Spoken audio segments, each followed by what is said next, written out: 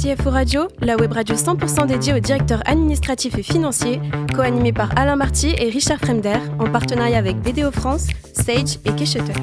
C'est parti, bonjour à tous pour un nouveau numéro de CFO Radio. Vous êtes 11 000 DAF et dirigeants d'entreprise, abonnés à nos podcasts. Merci à toutes et tous d'être toujours plus nombreux à nous écouter chaque semaine et à réagir sur notre compte LinkedIn, cforadio.tv bien connu. À mes côtés pour co-animer cette émission, Laurent Lamoureux, associé de BDO France, 5e réseau mondial d'audit et de conseil, plus de 111 000 collaborateurs présents dans 164 pays. Et Olivier de Gaetano, CRO de Keshutter, très connu pour sa plateforme innovante de solutions réglementaires ou sa plateforme extra-financière. Messieurs, bonjour. Bonjour. Bonjour. Aujourd'hui, nous recevons Mehdi Saoud, directeur administratif et financier de Live Mentor. Bonjour Mehdi. Bonjour à vous trois. Alors, vous êtes né à Nancy, vous êtes jeune, donc vous n'avez pas vu jouer Platini à Nancy. Non, en effet. Ouais. Après, jeune. Ça, je passe comme un vieux comme ça. Vous avez un master CCA, entre autres. Vous démarrez par l'audit grand compte, je crois, et chez KPMG, également conseil en start-up. Oui, exactement, oui. Qu'est-ce qui était le plus amusant, en fait ? Alors, en fait, moi, chez KPMG, j'ai commencé en audit grand compte. Je me suis cherché quelques années là-bas. Et après, assez vite, j'ai bifurqué en conseil en start-up.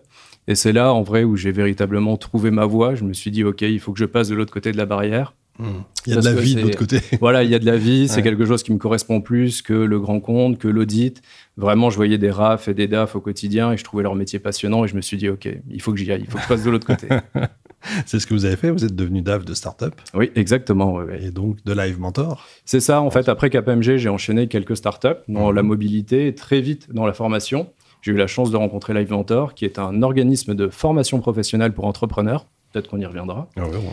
Et oui, en fait, pour moi, c'était passionnant. Pourquoi ? Parce que ça allie l'entrepreneuriat, la formation et mon métier de DAF. Génial. Et trois passions, tout simplement. Combien de collaborateurs aujourd'hui ? Alors aujourd'hui, chez Live Mentor, on est une petite centaine de salariés et on est environ accompagné par 100 à 110 entrepreneurs à côté en prestation de services. Chiffre d'affaires, on peut connaître ? Oui, bien sûr. On fait un petit peu plus de 15 millions d'euros de chiffre d'affaires. Et idéalement, on aimerait bien atteindre les 16-17 cette année. Bon, on va vous suivre. Allez, on va voir ça, Olivier. Mehdi, Live Mentor, j'étais intéressé par son positionnement. Est-ce que ça tend vers un MOOC ? Est-ce que c'est parce qu'une partie est online ? Est-ce que vous pourriez décrire précisément le positionnement et la proposition de valeur ? Oui, bien sûr. Alors, Live Mentor, on est une école pour entrepreneurs et on est l'école numéro 1 en France, 100% en ligne. Aujourd'hui, donc on a accompagné... MOOC, non ? Oui, MOOC. Ouais. C'est MOOC. Alors, en fait, on a accompagné plus de 30 000 entrepreneurs à date et nos formations, parce que ça reste de la formation professionnelle, sont décomposées en 3 axes. Donc, en effet, il y a une partie 100% en ligne, vidéo. Il y a une partie 100% en accompagnement par un mentor qui est un entrepreneur, qui n'est pas salarié chez nous, qui a déjà monté des boîtes et qui va accompagner des nouveaux entrepreneurs. Et ensuite, il y a un axe très communautaire. Pourquoi ? Parce que à force d'avoir accompagné les entrepreneurs, on a des très grosses communautés qui après s'entraînent entre eux, s'associent, se développent, etc. Via une app ? Oui, alors en fait, on a ce qu'on appelle un logiciel d'éducation qu'on a développé 100% en interne. Et oui, on l'a développé 100% en interne depuis 2012. Oui. C'est beau. Non. Alors, vous coachez les entrepreneurs français. Moi, j'ai une première question. Est-ce que les entrepreneurs français sont aussi entrepreneurs ou plus que les autres ? Et ma question, c'est plutôt de savoir quelles sont les principales carences que vous avez identifiées, les principaux besoins de coaching de nos entrepreneurs en France. Oui. Alors, nous, on a un catalogue de formation. Aujourd'hui, on en a un peu plus d'une vingtaine. Qu'est-ce qui se vend le plus ? Notre formation phare, c'est le marketing digital. C'est vraiment se lancer sur les réseaux pour trouver ses premiers clients. C'est vraiment le point de carence numéro 1. C'est comment je vais chercher mes premiers clients quand je me lance. Ça, c'est le point numéro 1. Et le point numéro 2, en plus, c'est quelque chose qui me touche tout particulièrement, c'est le côté éducation financière. C'est OK, je lance ma boîte, je trouve mes premiers clients, mais comment juste je fais pour gérer mon entreprise ? Parce que certes, j'ai peut-être une micro-entreprise au début, mais je reste quand même chef d'entreprise, dirigeant. Comment je fais pour la gérer ? Comment je fais pour faire un plan de trésorerie ? Comment je fais pour aller chercher mes premiers financements ? Ça, l'éducation financière chez nos entrepreneurs, il y a encore beaucoup de travail. Il y a des modules dédiés au DAF ? Alors, il n'y a pas des modules dédiés au DAF, mais il y a des modules financiers pour entrepreneurs réalisés par un DAF, en l'occurrence moi. J'ai réalisé chez Live Mentor 2 formations, une formation création et gestion d'entreprise. Est-ce que vous ne trouvez pas aussi qu'en France, les DAF sont, enfin en France, partout d'ailleurs, un peu trop techniques et pas assez communicants? Ah oui, en effet. Le problème, c'est que on est trop technique, on est trop technicien. Et alors déjà, il y a quand même quelque chose d'assez courant, c'est que personne, ou c'est très rare, comprend réellement ce qu'on fait. Le métier de DAF, aujourd'hui, c'est bien, ça fait beau, mais qui, aujourd'hui, réellement comprend ce qu'est un DAF? Aujourd'hui, je le vois très, très peu dans nos entrepreneurs qu'on accompagne. Ils ont qu'à écouter CFO Radio. Ils ont qu'à écouter, en effet. Donc oui, je suis d'accord qu'il y a beaucoup encore de pédagogie à faire là-dessus. Ouais.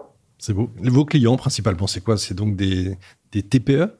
C'est plutôt au début des micro-entrepreneurs qui vraiment se lancent, testent leur idée, testent leur activité, trouvent leur premier client et après évoluent en TPE, évoluent en start-up et plus. Et après, on a déjà des beaux succès. On a par exemple Yuka. Je ne sais pas si vous connaissez la petite appli, qui maintenant est l'international, où on scanne les produits alimentaires. Le truc qui nous empêche de faire des courses, c'est ça? Oui, exactement. Ouais.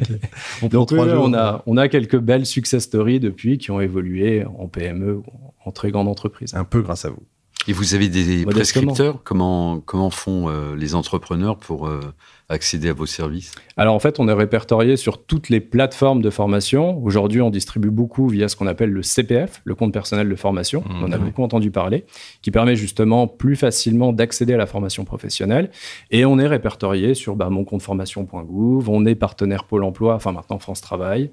On est partenaire avec tous les OPCO. Et après, on fait aussi beaucoup de publicité. Mais les patrons de TPE, ils n'ont pas de compte formation? Si, bien sûr, ils cotisent. Oui, bien sûr, ils cotisent, que ce soit via mon compte formation, que ce soit via les OPCO. Il y a différents modules, il y a différentes façons de cotiser, des droits à la formation. Mais si, tout le monde a le droit à la formation. Et aussi la formation professionnelle, on a tendance à l'oublier, mais on peut aussi s'acheter, tout simplement, sur fonds propres. Bien évidemment. Un petit teasing, le prochain module en création qui va sortir? L'IA. L'IA, tout à fait. On parle beaucoup de l'IA en ce moment. Et là, justement, on est en train de développer une formation sur entreprendre avec l'IA. Attention, pas trop de copier-coller, c'est dangereux. Non, oui. Parfois, elle fait n'importe quoi, l'IA.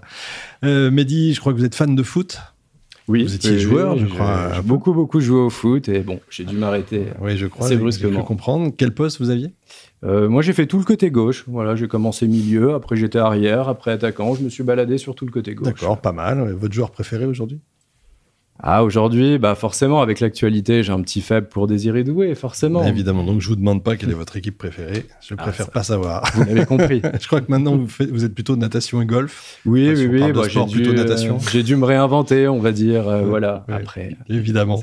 Je crois que vous êtes aussi créateur de contenu. Vous l'avez dit, formation, mais LinkedIn, TikTok, Insta, je suis allé voir quand même. Hein. Oh, c'est gentil. Ça rapporte quelque chose en argent ou en images Alors, financièrement, non. Ça ne rapporte rien. Ça, c'est un bon message à faire passer. Voilà, en tout cas, à mon niveau, modeste, ça ne rapporte rien. Par contre, ça me permet de continuer ce que j'adore, à savoir la pédagogie, la formation, d'une autre manière. Et ça me permet de toucher un nouveau public, pas forcément que des entrepreneurs, mais aussi des personnes diverses et variées, non appétentes pour la finance, et essayer de développer un peu cette éducation financière dont on parlait tout à l'heure. Et oui, en fait, c'est passionnant. Pour moi, c'est quelque chose que je fais sur mon temps libre et j'adore. C'est génial. Faudra parler de CFO Radio, comme quoi vous êtes passé, évidemment. Et puis donc, faut aller vous voir donc sur TikTok, Insta et LinkedIn. Lequel est le plus pourvoyeur de personnes? LinkedIn aujourd'hui. Me concernant, LinkedIn, oui, quand même. D'accord, ça reste quand même LinkedIn. Merci beaucoup, Mehdi. Vous êtes formidable. Merci également à vous, Laurent Olivier. Fin de ce numéro de CFO Radio. Retrouvez toute notre actualité sur notre compte LinkedIn. On se donne rendez-vous mercredi prochain, 14h, très précise, pour accueillir un nouvel invité.